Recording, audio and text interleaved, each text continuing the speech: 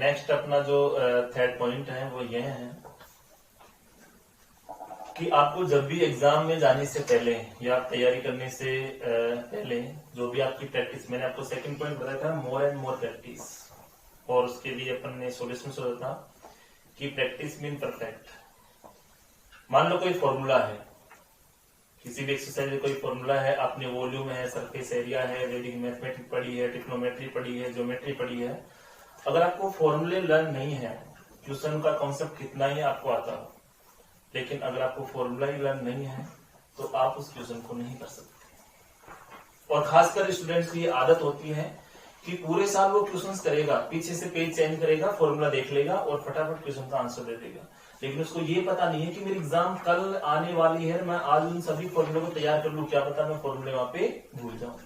एक फॉर्मूले की वजह से आपका पूरा क्वेश्चन खराब जा सकता है, रॉन्ग जा सकता है, एक फॉर्मूले की वजह से।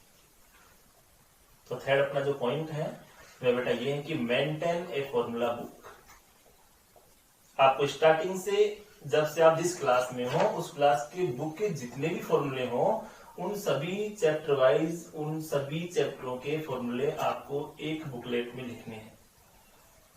उससे क्या होगा?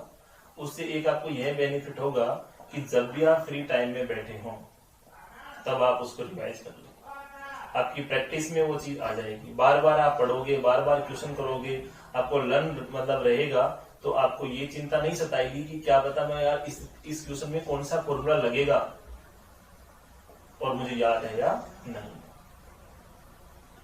कई बार बेटा ऐसा होता है कि एग्जाम में अपन एग्जाम देने बैठ जाते हैं, क्वेश्चन को सोल्व भी कर देते हैं, लेकिन जैसे ही अपन उस क्वेश्चन को अपन को देखते हैं कि ये क्वेश्चन आता है, ये आता है, ये आता है, क्वेश्चन को करने बैठते हैं, क्वेश्चन को स्टार्ट करते हैं, क्वेश्चन आधा हो जाता है, जैसे ही फॉर्मूला लिखते हैं तो अपने आदत में यह आती है कि यहाँ प्लस था या माइनस था।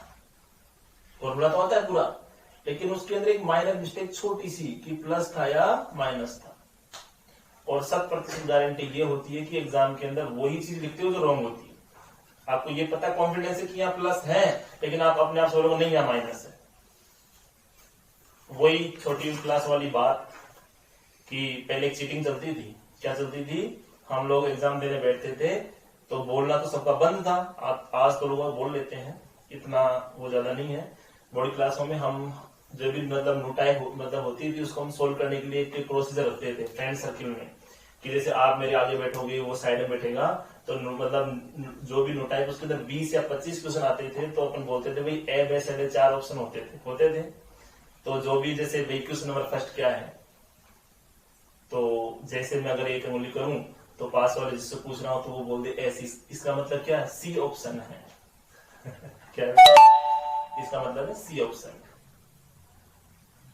तो वो सी ऑप्शन है, वो तो चलो ठीक है, वो तो राइट हो गया, लेकिन दिक्कत यहाँ ये आती है कि मुझे पता है कि ये गलत बता रहा है, इसमें सी नहीं है, इसमें तो बी होगा, लेकिन एक उसको पूछने के चक्कर में मैं उसको सी कर रहा हूं, खुद के कॉन्फिडेंस को तो यूज कर दिया।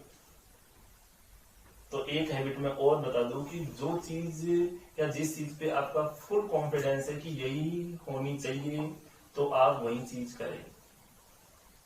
अपना विश्वास दूसरों से ज्यादा स्ट्रांग होना चाहिए। तो आप इन सभी के लिए जो भी आपके चैप्टर वाइज हैं, आप इनके कलेक्शन करें सभी फॉर्मूलों का, उसकी बुकलेट बनाएं, उसका रिवाइज करें। रिवाइज करने का तरीका मैं आपको बता दूं। जब भी आप 2 मिनट फालतू बैठे हो, आपके रूम, स्टडी रूम के अंदर उस बुक के जो फॉर्मूले हैं उसको आप अपनी स्टडी टेबल के सामने लगाएं। फालतू बैठे हो तो आप उसको रिवाइज कर लें, या आप चाय नाश्ता करते हो तो आप उसके सामने जाकर आराम से बैठे करें। 2 मिनट आप खाते खाते वहां देखोगे तो वो चीज आपके सामने आपको मिलेगी। कॉम्पिटिशन वाले बच्चे क्या करते हैं, जो भी जीके पढ़ते हैं, उनका एक ही रहता है कि किस प्रधानमंत्री का कार्यकाल कब था, राष्ट्रपति का कब था, सैलरी वेतनमान क्या है, कौन कौन सा युद्ध कब हुआ, कभी पूछना, मिलना उनसे, उनकी पढ़ने की ट्रिक क्या होती है। वो अपना एक एक जो कीमती समय है उसको वेस्टेज नहीं करते हैं, कहीं ना कहीं उसको यूज करते हैं, और तभी वो सक्सेस होते हैं नहीं होते। तो आप भी ऐसा ही करें, अभी से ऐसी आदत डालोगे तो आगे आपको बहुत कुछ अच्छा मिलेगा। और अपन एक चीज बोलते हैं ना, अरे आज नहीं कल कर लेंगे। आप अच्छा टाइम टेबल बना लेते हो, बहुत बढ़िया बढ़िया, अच्छी राइटिंग में कलरफुल पेन से बना लोगे, बड़ी आराम से टेबल बनवा लोगे, मम्मी पापा से हर एक चीज मंगवा लोगे, और अब आप सेट तो कर दी, लेकिन अब आपको पता है कि मैं शाम को पढ़ूंगा नहीं पढ़ूंगा, ये आपको पता है।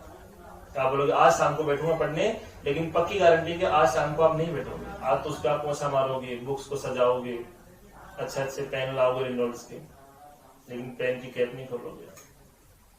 फिर आप सोचोगे कल सुबह से पढ़ने बैठूंगा, कल सुबह भी नहीं आएगी। जो कुछ करना है उसको तुरंत करना है। उसके लिए आपको बिल्कुल कतई कुछ बिल्कुल भी नॉर्मल चीज से लेकर हाई लेवल हो, आपको ढिलाई तो बरतनी नहीं है। जो कुछ करना आज करना है, इट मीन्स आज करना है। क्योंकि अगर आपने कल के भरोसे सब कुछ छोड़ दिया तो फिर कल आने वाला नहीं है। जो कुछ करना है वह आज ही करना है। आपके टारगेट के साथ, आपका जो ड्रीम है, आपका जो कॉन्फिडेंस है, आपका जुनून, जज्बात, जो भी आपके अंदर जो क्वालिटी है, उसको आज ही दिखानी है। आज दिखाओगे तो उसका परिणाम आज ही आपको मिलेगा। नेक्स्ट अपन देखते हैं बेटा, तो मैंने आपको 3 स्टेप बता चुका हूं, एंड लास्ट है कि study in distraction free environment. जब भी आप पढ़ाई करते हैं, स्टडी करते हैं, आपको ऐसी जगह चुननी चाहिए, उस जगह का एनवायरनमेंट है वह बिल्कुल शुद्ध, शांत और अच्छा होना चाहिए।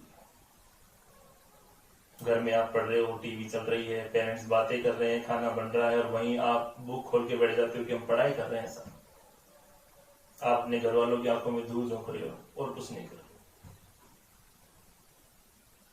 तो आपको स्टडी का जो प्लेस है, स्थान, उसका चुनाव कैसा करना है कि एक बिल्कुल शांत माहौल, आपकी एकाग्रता वहीं बनेगी, आपका पूरा जो आपका माइंडसेट वहीं होगा, आपका कॉन्फिडेंस है वो वहीं बढ़ेगा। क्योंकि अगर कोई चीज, अगर आप मान लो घर में बैठ के पढ़ रहे हो, टीवी चल रही है, तो कोई ना कोई चीज तो ऐसी है कि आपको डिस्टर्ब करेगी। कोई बात, मतलब कोई बातें कर रहा है, कोई खाना बना रहा है, कोई इधर उधर जा रहा है, कोई क्या फेंक रहा है, तो माइंड तो आपका अपसेट होगा ही। इसलिए एक मैं कहानी बता दूं आपको बेटा। क्या हो रहा था कि मेरा एक फ्रेंड था, मान लेना है नहीं, उसका वह सिटी रहकर पढ़ाई कर रहा था जयपुर में। तो मानसरोवर एरिया की बात है, वह मित्र मेरा गांव से गया और उसने एक छोटा सा रूम लेकर पढ़ाई करना स्टार्ट किया। रूम भी उसको कहाँ मिला, एक गली के मुहाने पर मिला। जैसे ही वो गेट खोलता तो रोड आ जाता सामने, गली खुल जाती। तो मैं अपने गेट को खोलकर पढ़ाई कर रहा था, उस गली से एक बारात निकली। और बारात कैसे निकलते हैं आपको पता है, लोग बाग घरों के अंदर से निकल के सब पे आ जाते हैं। आसपास की 2 4 5 कॉलोनियों को तो आवाज आई जाती है, तो देखने का शौक तो रहता है। तो मैं पढ़ाई कर रहा था, उस गली से बारात निकल चुकी। अब मेरे जैसे 2-3 आलसी जो रिश्तेदार हैं वह पीछे भगते गए और बारात तो निकल गई।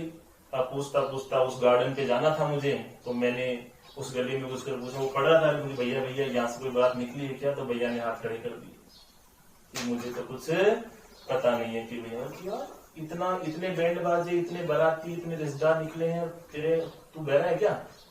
कि नहीं बहरा नहीं, सुनता हूँ सब। कि तेरे को याद ही नहीं है कि यहाँ से कोई गया है? कि भैया मैं तो पढ़ रहा था, मेरे को तो कुछ पता नहीं। इस चीज को बोलते हैं कॉन्सेंट्रेशन। आपका नियंत्रण, आपकी जो एकाग्रता है वो कितनी अच्छी थी।